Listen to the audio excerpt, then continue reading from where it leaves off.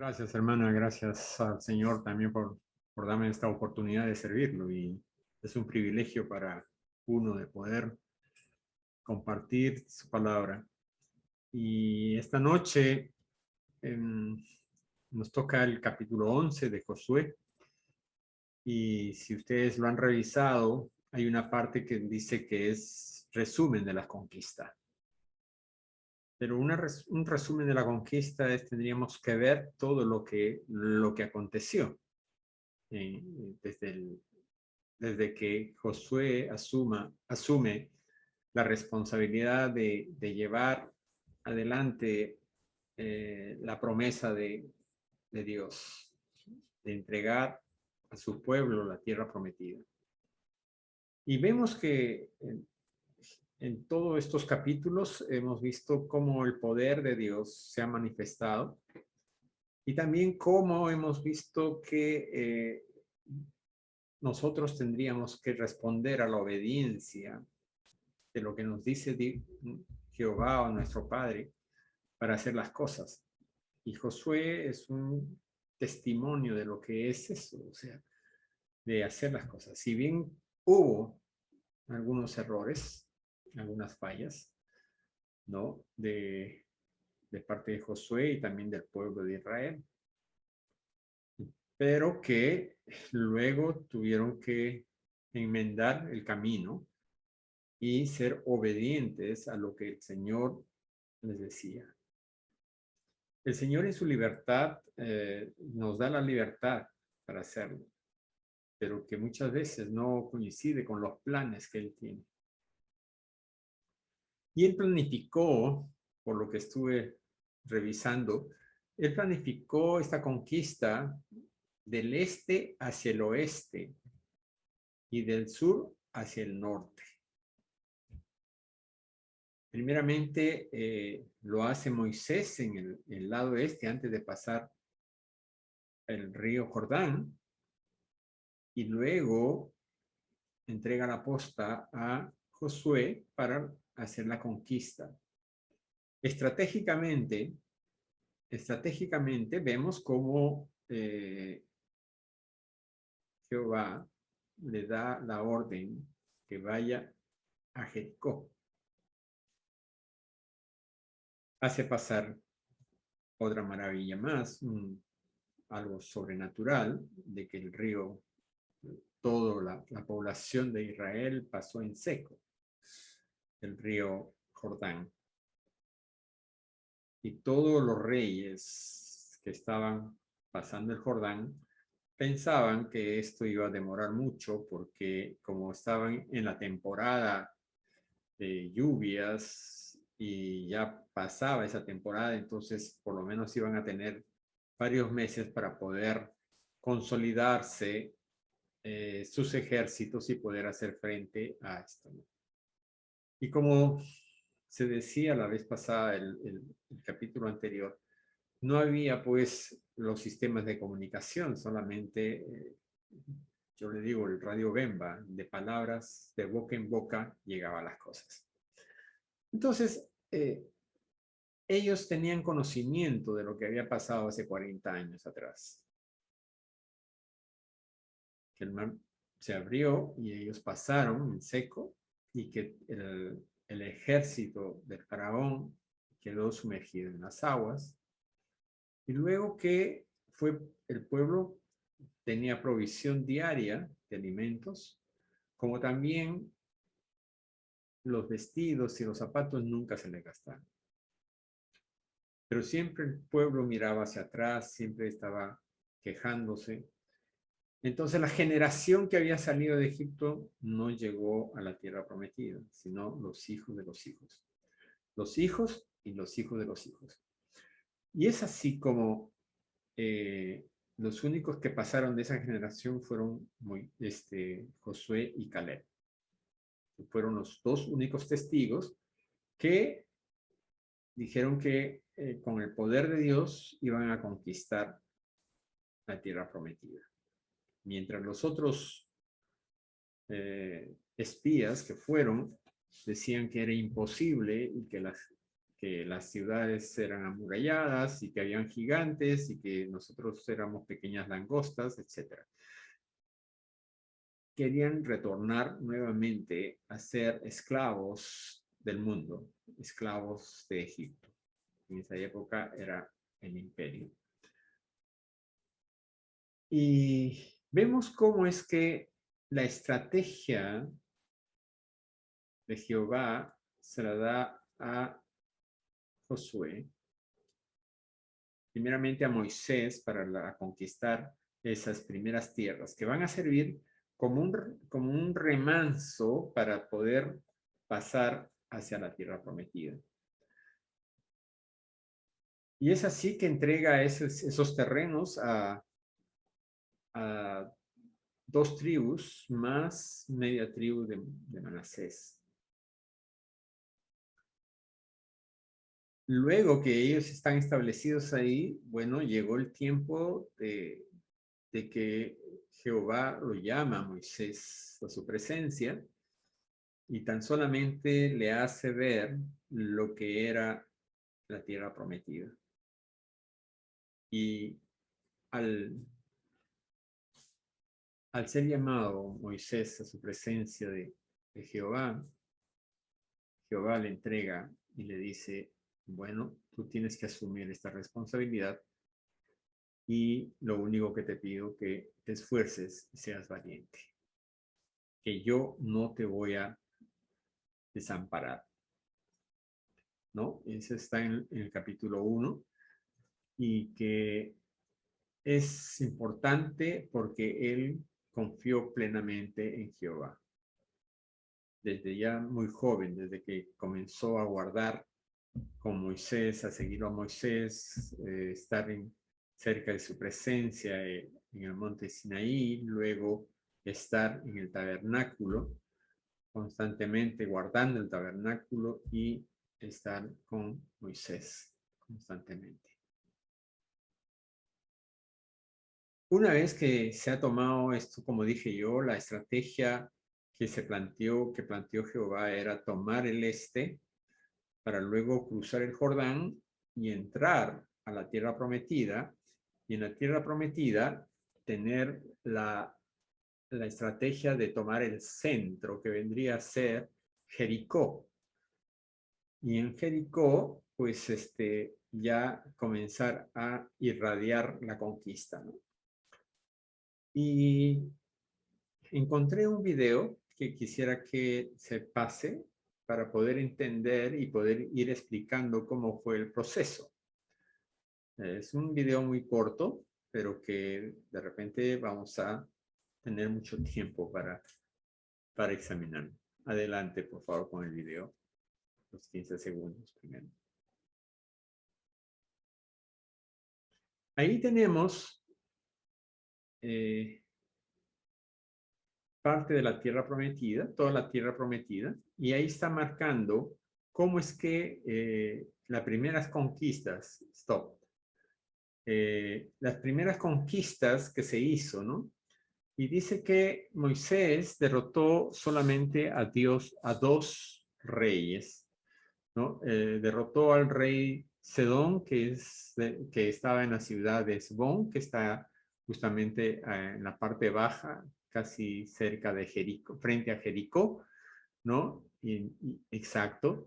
Y en esa zona fue el primer conflicto y tomó posesión Moisés. Para luego irse al rey de Og, rey de Basán, en Astorat Edrit, que está en la zona alta, ¿no? Entonces, fueron las 2 guerras iniciales. Un pueblo que estuvo en el desierto, que fue errante, convertirse de la noche a la mañana a ser conquistador, guerrero.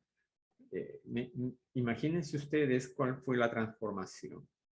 Primeramente con las esperanzas de que si ellos tenían el sustento del maná diario y también del agua, y en algunas oportunidades tuvieron carne, ellos todavía no tenían la posibilidad de poder cosechar los alimentos de la tierra. Pero ya en este lugar comenzaron a hacer las primeras conquistas. Y el rey de Sadón, rey de Hezbón, que es en el medio de Galat, ¿no? Que es en la zona centro, que justamente ya ahí se consolidaron y quedaron justamente frente a lo que vendría a ser el área donde ellos tendrían que pasar. Si ustedes ven, es la parte más angosta del río Jordán para poder pasar a Jericó. Una vez pasando el Jordán, Josué puso su campamento en Gilgal, ¿no? Entonces era su campamento base y fundó esa ciudad. Y ustedes se recuerdan en el capítulo que pasando el Jericó se puso dos monumentos, uno en el medio del río y otro en Gilgal, para que ellos puedan entender y hacer recordar a todos aquellos de que Dios hizo pasar a su pueblo en seco el río Jordán para poder iniciar lo que es la toma de la tierra prometida, que es Canaán. Y vemos que desde Debrid hasta Hermón, toda esa parte naranja es justamente la parte que se anhelaba mucho tener, llegar ahí, porque gran parte de las tribus iban a ser, las tierras iban a ser distribuidas en esa zona. Y ahí vemos cómo es que el pueblo de Israel es transformado de lo que es, como dije hace un momento, de lo que fue una persona que deambulaba en el desierto a tener que convertirse en una persona que tenía que trabajar para tener el sustento diario, ¿no? Entonces, entrando a la tierra prometida, justo llegaron en el tiempo de la Pascua y pudieron comer las gavillas y los panes sin levadura, justamente porque era la fiesta de la Pascua. Y luego de unos días pasaron a lo que vendría a ser la primera conquista. Adelante.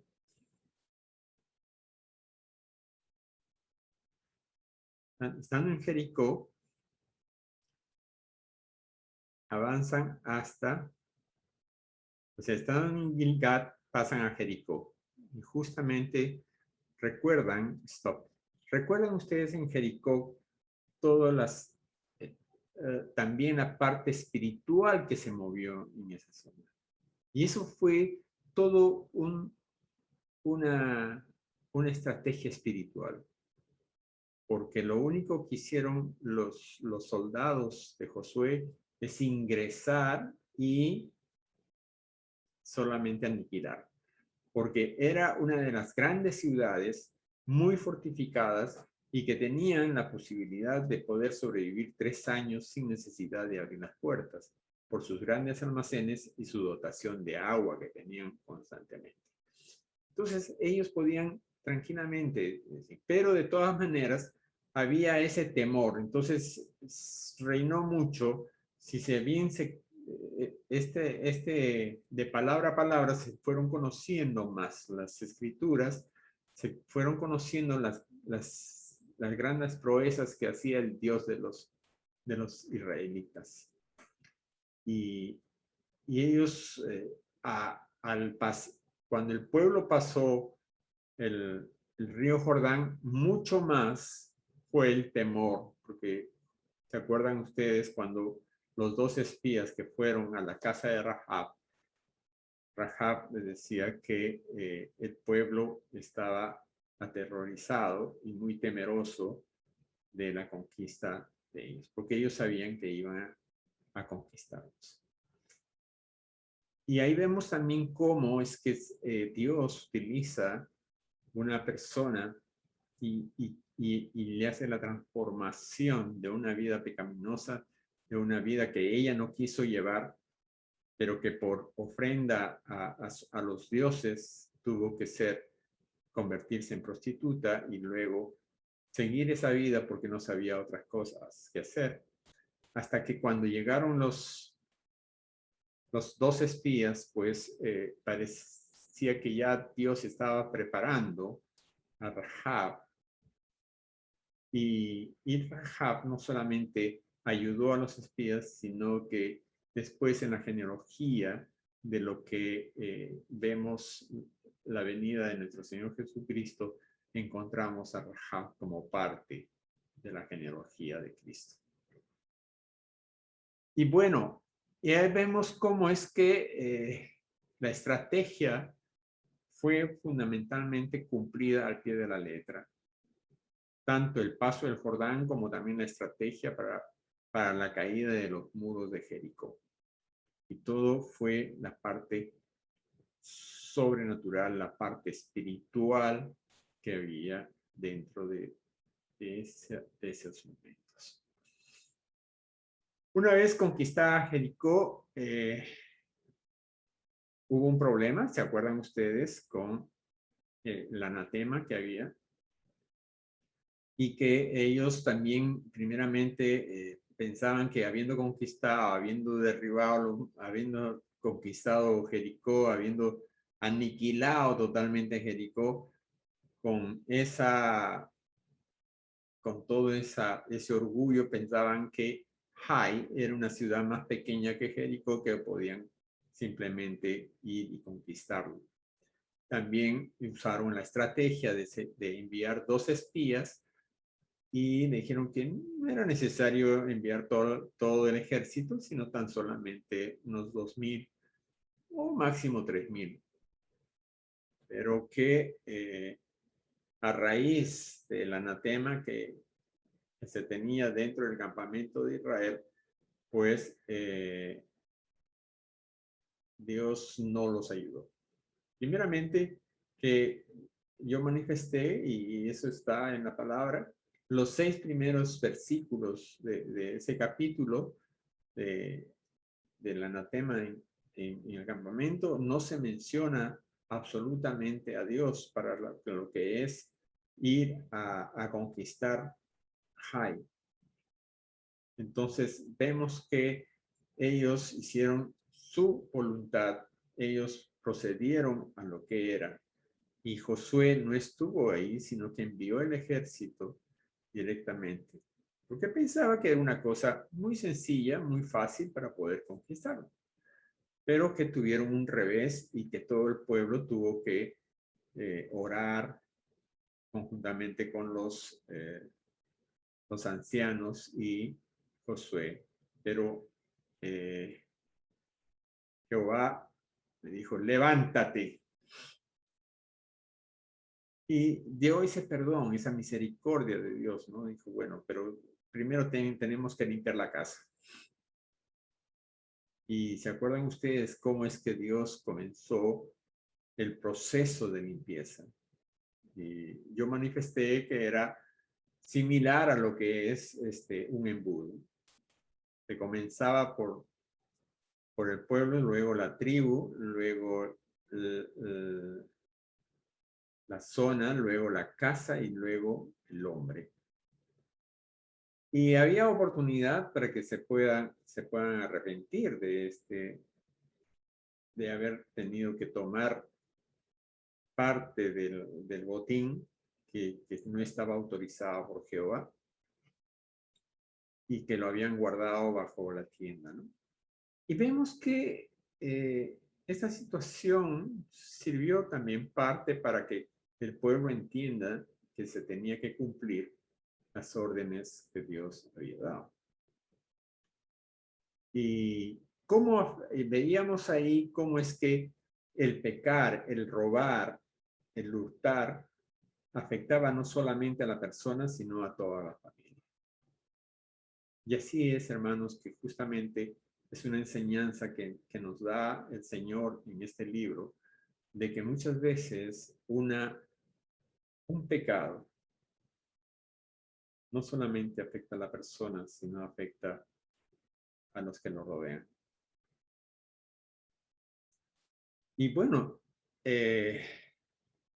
una vez conquistado Jai, pues vemos qué es lo que pasa. El temor, el miedo de otros reyes, pues dijeron, bueno, si cayó Jericó y conquistaron Jai, pues simplemente no nos queda otra cosa que tener que hacer alianzas. Pero de entre esas alianzas vemos que también habían la astucia de los gabonitas,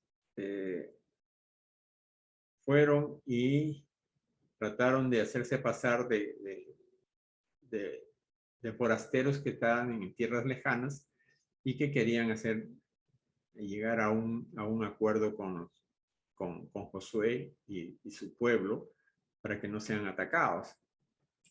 Pero fueron descubiertos y simplemente llegaron a ser servidumbre, ¿no? Los gabonitas.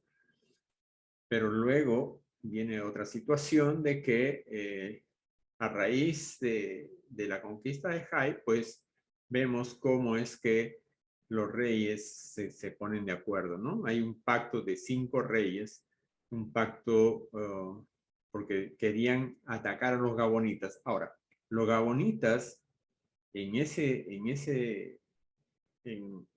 para los otros reyes era tan poderoso su ejército como Jericó. Entonces ellos decían, pues ahora se ha unido los gabonitas con Josué, entonces imagínense un ejército imparable. Tenemos que juntarnos porque simplemente nos van a conquistar uno por uno.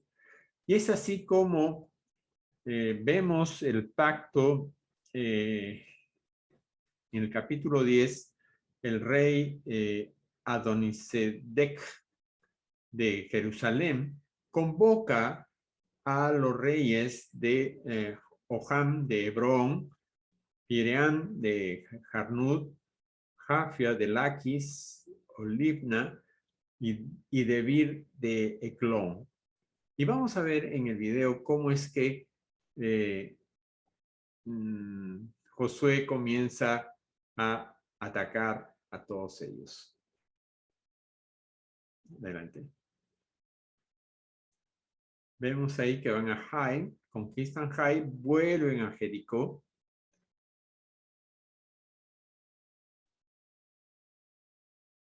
Y ahí, perdón un momentito.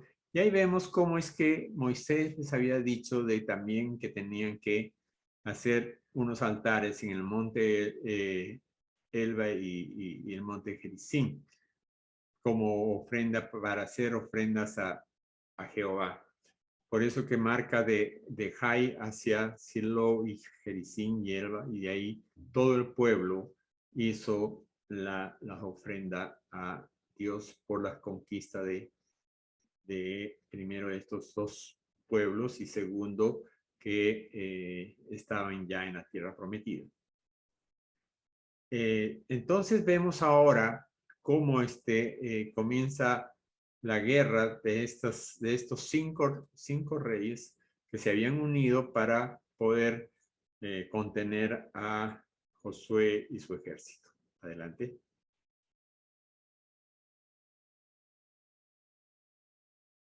Y ahí vemos, ¿se acuerdan ustedes que duró el día más largo que hubo en la historia del mundo, que justamente para la conquista de todos estos pueblos?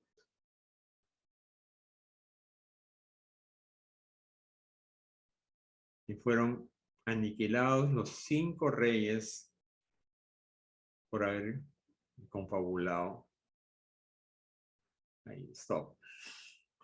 Y vemos ahí entonces cómo es que estos reyes amorreos habían pensado de que uniéndose podían derrotar a un Dios poderoso. Que si bien ellos buscaban el pretexto, ¿no? de querer irse contra los gabonitas, pero que en sí la situación no era con los gabonitas, sino contra Josué. Pero ahí, por ejemplo, después del engaño que tuvieron los gabonitas a Josué, también dentro de los planes de Dios estaba esa parte.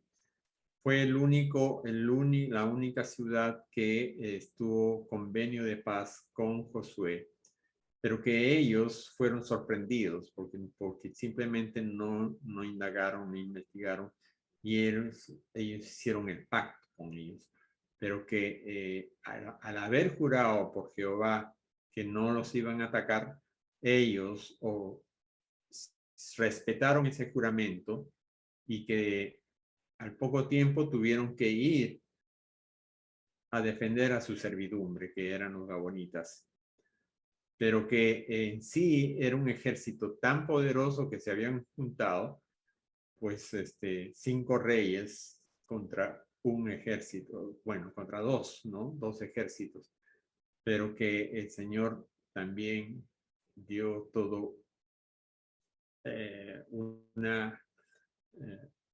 algo sobrenatural, ¿no? Que cuando estaban en la guerra, justamente Josué pidió de que se detuviera el sol y se detuviera la luna, y es el día más largo que hubo, y que es refrendado en otros lugares también lo mismo, pero que está todavía en estudios. La palabra nos dice que hubo esa situación.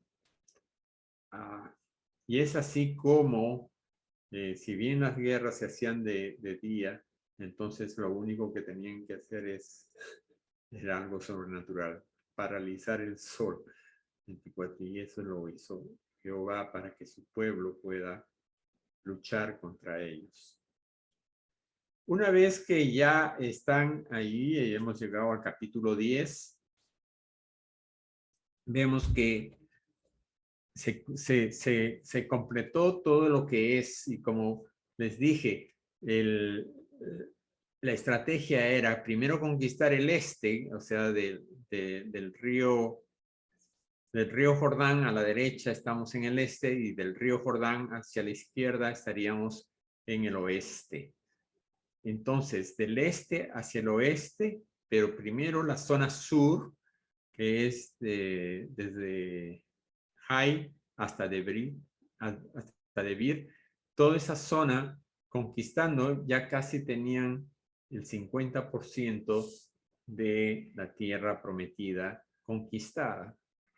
Pero fue unas guerras de muchos años, y fue también ahora viene lo que es la conquista del norte, que sería desde Hai hacia Medón, Megiddo, Medón.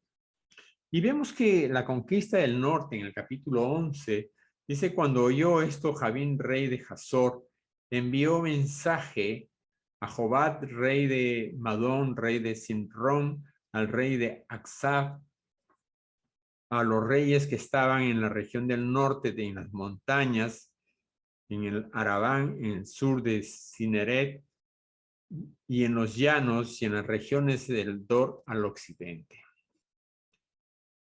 Y al cananeo que estaba en el oriente, y al occidente, al amorreo, al geteo, al ferreceo, al jabuseo, en las montañas, al ebeo, que vivían al pie del Hermón, en tierra de Mizpah. Estos salieron, y con ellos todo su ejército, mucha gente como la arena que estaba en la orilla del mar, en multitudes, con muchísimos caballos y carros de guerra. Todos estos reyes se unieron y vinieron y acamparon unidos junto a las aguas de Merón, pero para pelear contra Israel. Mas Jehová dijo a Josué: no tengas temor de ellos, porque mañana a esta hora yo entregaré a todos ellos muertos delante de Israel. Desjarretarás sus caballos y sus carros quemarás a fuego. Y Josué y toda la gente de guerra con él vino de repente contra ellos junto a las aguas de Merón. Y los entregó Jehová en manos de Israel, y los hirieron y los siguieron hasta Sidón, la grande, y hasta Misrefotmaim, y hasta el llano de Mizpa, al oriente, hiriéndoles hasta que no le dejaron ninguno. Josué hizo con ellos como Jehová le había mandado. Desjarretó sus caballos y sus carros quemó a fuego. Y volviendo Josué, tomó en el mismo tiempo a Jasor y mató a espada a su rey, pues Jasor había sido antes cabeza de todos estos reinos. Y mataron a espada a todo cuanto ellos tenían, y destruyéndoles por completo sin quedar nada que respirase, y a Azor pusieron fuego. Asimismo tomó Josué todas las ciudades de aquellos reyes y a todos los reyes de ellas, y los hirió a filo de espada y los destruyó, como Moisés, su siervo de Jehová, lo había mandado. Pero a todas las ciudades que estaban sobre la colina no les quemó Israel, únicamente a Jasor quemó Josué. Y los hijos de Israel tomaron para sí todo el botín y las bestias de aquellas ciudades, mas a todos los hombres hirieron a filo de espada hasta destruirlos sin dejar alguno con vida. De manera que Jehová lo había mandado a Moisés su siervo, así Moisés lo mandó a Josué, y así Josué lo hizo sin quitar palabra de todo lo que Jehová había mandado a Moisés. Esa es la obediencia, como yo decía, la obediencia de un hombre que sabía que la parte poderosa estaba en el Dios que él conocía. Y el pueblo entendió que se tenía que obedecer al Dios. Por más grande y poderoso que serían los ejércitos, ellos salieron a luchar, pero ya la guerra estaba ganada por Jehová. Y así nos dicen, ¿no? La palabra. Si tuvieras a 10,000, 100,000, si estás con Cristo, pues no te pasa nada. Y es así como ahora viene ese resumen que ya lo hemos visto, y que en sí no podemos decir de que Moisés casi no hizo ninguna conquista. Hizo 2 conquistas importantísimas. Pero Josué hizo 31 conquistas. Y fue un pueblo guerrero que fue utilizado por Dios para hacer justicia por la idolatría y por la separación que esos pueblos hicieron de él. No quiso hacer como Sodoma y Gomorra, pero utilizó su pueblo para que pueda cumplir las órdenes que él daba. Y es así como para algunos dicen, no, pero esto es terrible, porque ¿por qué tenían que matar a todos? Es que justamente, como veíamos en Jericó, era un pueblo idólatra, era un pueblo que se había desviado mucho de lo que eran la ley, aparte de que simplemente dentro de todas estas ciudades había esos conflictos internos y cada uno y otro que se pensaba que eran poderosos. Entonces lo que Jehová quería era que su pueblo no se contaminara con toda la depravación que había en esas ciudades, con toda la idolatría, con todo lo que era el mundo de las tinieblas, primeramente porque habían ofrendas de niños, ofrenda de seres humanos a sus dioses. Y eso no quería que ni siquiera se quedasen, por ejemplo, en Jericó no querían que se queden con nada, absolutamente nada. Y luego en Jai sí concedió que se podrían quedar con las cosas de la conquista, pero que de todas maneras no iba a quedar ningún poblador tampoco, para que no tuvieran esa relación amical o sentimental que podrían unirse y desviarse de lo que era eh, sus dioses. Entonces vemos cómo es que había un propósito en el sentido de la limpieza, y es así como Jehová quiere mantener a su pueblo puro para Él, solamente para Él. Y es así como nosotros, cuando asumimos esa responsabilidad de seguir a Cristo, lo hacemos de corazón para poder nosotros estar plenamente identificados con Él. Y vemos cómo es que, si bien dice en el versículo 18 del capítulo 11, dice, por mucho tiempo tuvo guerra Josué con estos reyes. No hubo ciudad que hiciese paz, como los hijos de Israel, salvo los hebeos que moraban en Gabaón, todos lo tomaron en guerra. Porque esto vino de Jehová, que endurecía el corazón de ellos para que resistiesen con guerras a Israel para destruirlos y que no le fuese hecha misericordia, sino que fuesen desarraigados, como Jehová lo había mandado a Moisés. También en aquel tiempo vino Josué y destruyó a los anaseos de los montes. Entonces, estaba dentro del plan desde que le entregó a Moisés y Moisés se lo dio a Josué y luego se lo dio directamente a Josué, Jehová. Y dice en el versículo 23, dice, tomó pues Josué toda la tierra conforme a todo lo que Jehová había dicho a Moisés y la entregó Josué a los israelitas por herencia conforme a su distribución según sus tribus, y la tierra descansó de la guerra. Luego, en el capítulo 12, ustedes podrían ver todo lo que es la relación de los reyes que fueron conquistados por Moisés y Josué. No lo voy a repetir, imagínense. En el capítulo 13, el inicio del capítulo 13, vemos cómo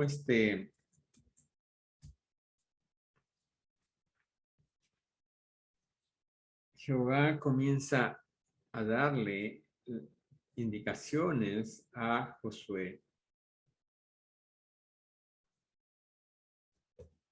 Y dice que en el capítulo 13, dice, siendo Josué ya viejo, entrando en años, Jehová le dijo, tú eres ya viejo, de edad avanzada, y queda aún mucha tierra por poseer. Es cierto, o sea, Josué tomó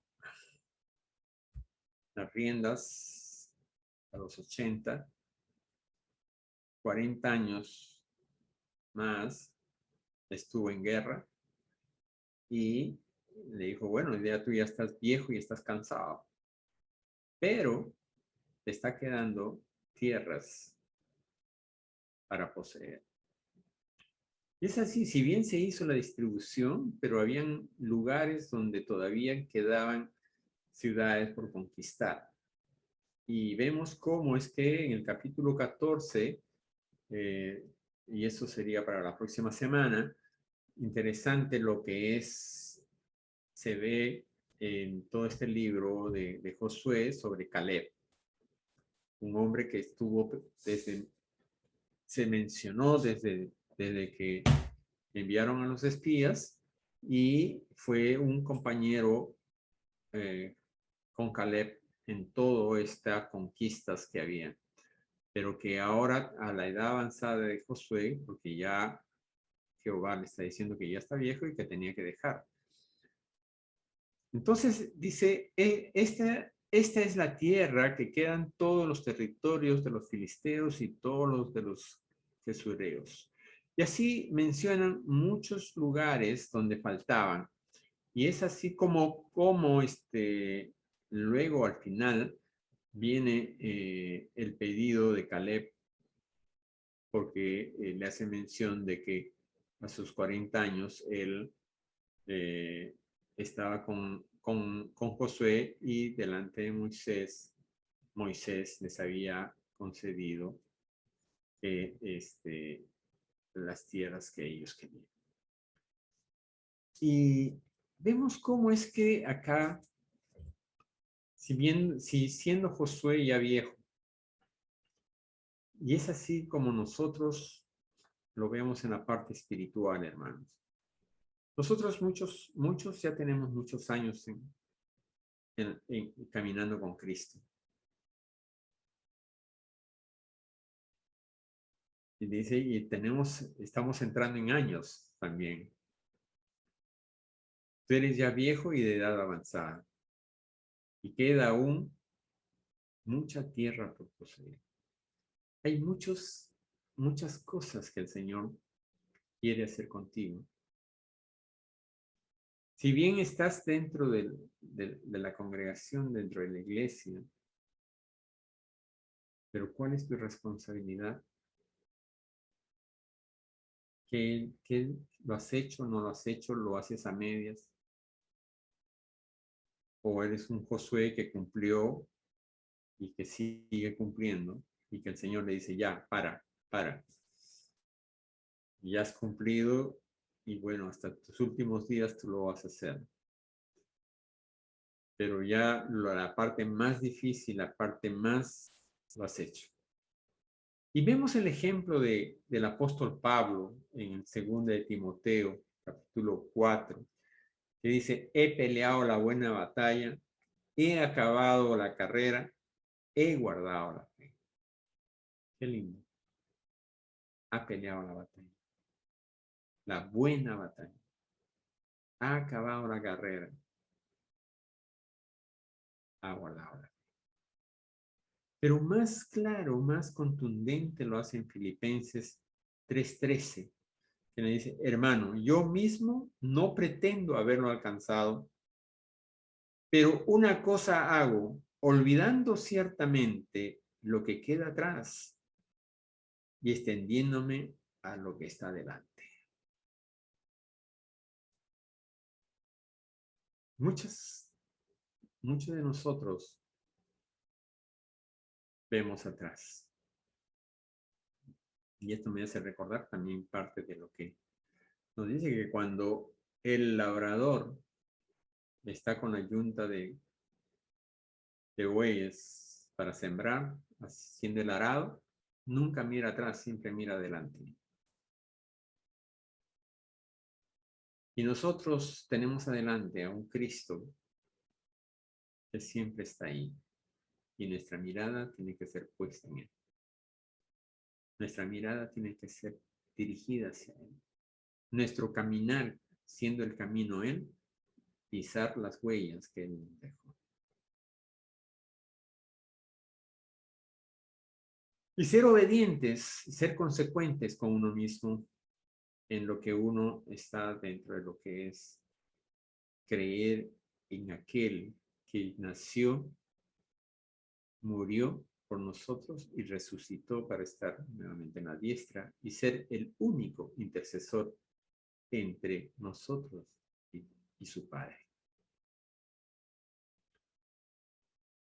Y Josué nos da un ejemplo, obediencia. Obediencia y ser eficiente y ser consecuente con lo que nosotros asumimos. No asumimos, como diríamos, un medio tiempo. Tenemos que utilizar en tiempo completo. Aquí en los Estados Unidos yo trabajo un part-time, ¿no? Cumplo mis 30 horas, no más. O tengo un full-time, que es 40 horas semanales. ¿Qué es lo que nosotros queremos? ¿Un tiempo completo o un medio tiempo con Cristo, con Dios? Y siempre pongo a decir,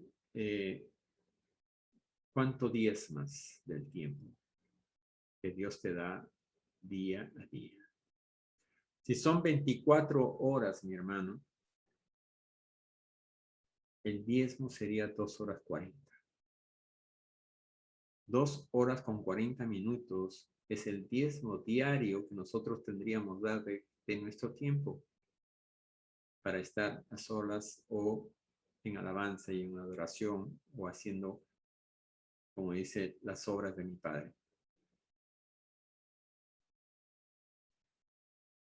Si pudieras hacer más, mejor. Pero el diezmo es 2 horas 40. Damos gracias al Señor porque cada día nos da esas 24 horas de vida. Que muchas veces nosotros dentro de la idolatría que hay en este mundo, distribuimos nuestro tiempo también. Para los hombres puede ser la reunión de amigos, ¿no? O el fútbol, o fiestas de fin de semana, o las novelas, o algunos cursillos de orfebrería, qué sé yo, que es bueno también, ¿no? Pero que muchas veces nos pasamos en Facebook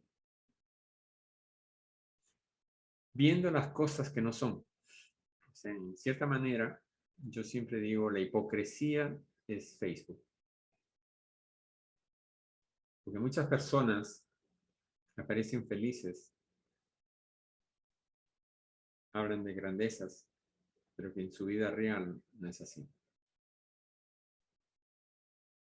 Y eso lo dan o personas que no guardan su vida privada y que al final son cuestionadas por las personas que lo miran. Entonces hay que tener mucho cuidado, hermanos, cómo distribuimos nuestro tiempo. Pero las primicias son para el Señor. Y damos gracias al Señor porque nos da esa gran oportunidad de tener esa comunión, esa entrega con Él a solas o ese conversar con Él a solas. Y a Josué le dijo, no te apartes de este libro. Medítalo día y noche. Y segundo, no te apartes ni a la derecha ni a la izquierda. Mantente firme en el medio. Y es así como lo hizo. Damos gracias al Señor por este pequeño resumen que hicimos hasta acá y luego nos queda algunos capítulos más que ya vamos a ir juntándolos también porque son más de distribución de las tierras, etc. Dios los bendiga, hermanos, y doy gracias al Señor por esta palabra, por esta meditación que hacemos del libro de Josué. Amén.